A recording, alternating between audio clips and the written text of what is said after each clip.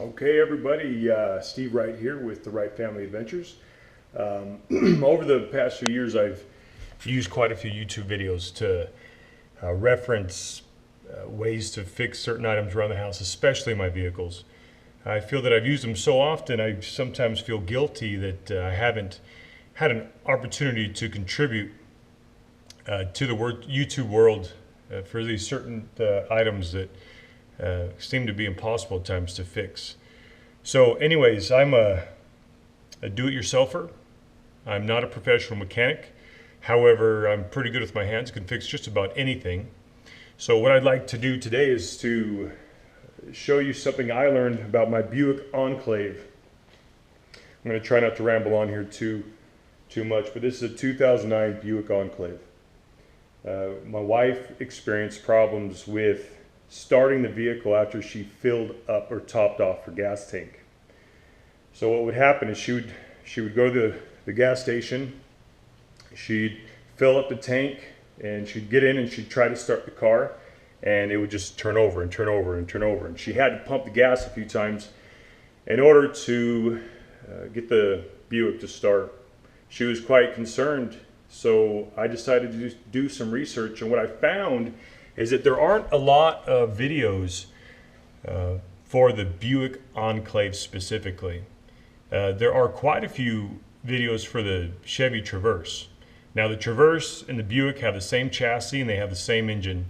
So a lot of times I find myself searching YouTube or the internet for advice, seeking advice for certain problems the Buick is having with using search criteria for a Traverse. So apparently those that own Buicks don't necessarily fix their vehicles by themselves very often. They take it to a repair shop. So here we go, let's get started. So what I found on the internet, and one very helpful video, is that the cause of this issue is topping off your fuel tank. So a word of advice, do not top off your fuel tank, ever. Apparently it's very bad for they call the evaporative system for the fuel tank. It's part of your emissions. It can damage what's called the Purge solenoid for this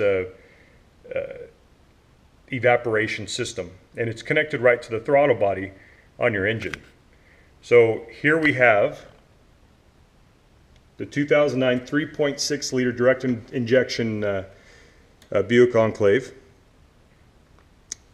Don't be concerned. Underneath all that plastic, there actually is an engine. Let me show you. It's pretty easy to take this off.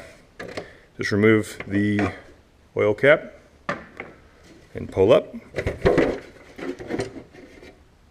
And there's that wonderful engine roll. Wondering where it's at underneath all that plastic. So here is the purge valve, the purge solenoid valve. It's very easy to take off, so let's show you how to do that. Okay, so here we go. The first thing you'll notice is that there's three items connected to this purge valve. First, it's the electrical connection right here. Pull it up, pull that out. Next, it's this hose here.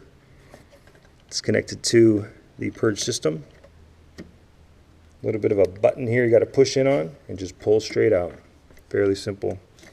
Then you'll notice that down here there's a 10 millimeter hex drive or bolt, and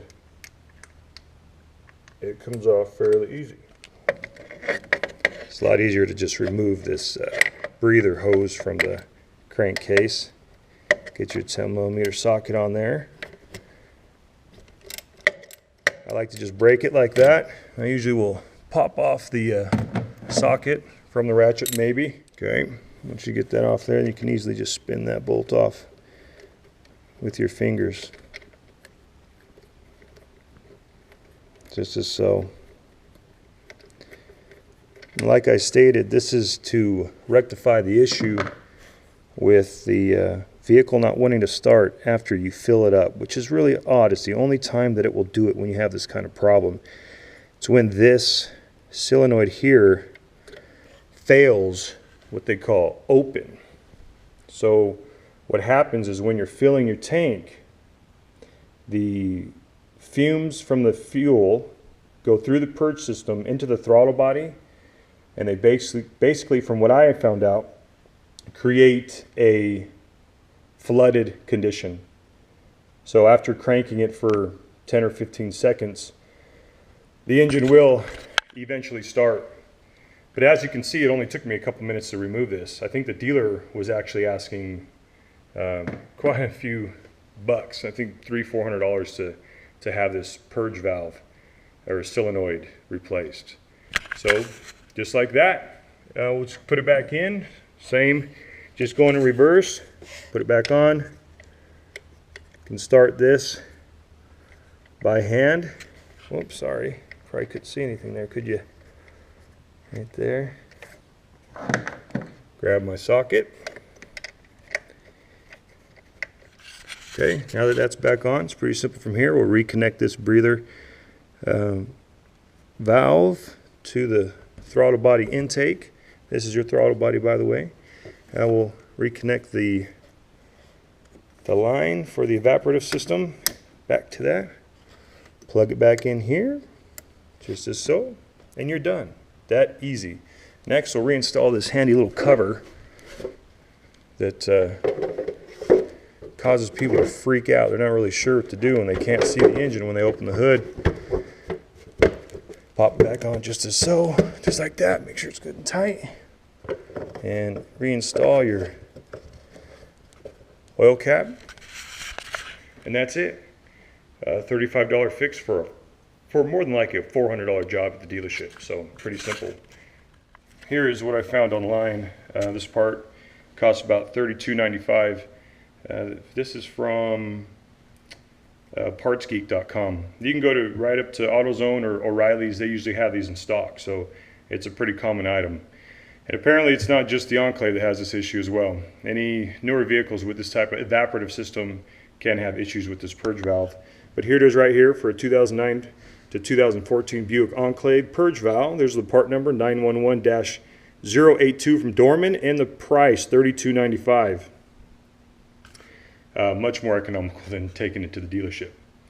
So anyways, hope you enjoyed this. Again, I've taken so much information and so much advice off of YouTube in the past over the few years that I finally decided that it's probably a good idea to start contributing to the world of YouTube. So I hope you enjoyed it, and I hope to help you out. Please leave a comment below, and we'll see you again on another adventure of the Wright family coming to you soon.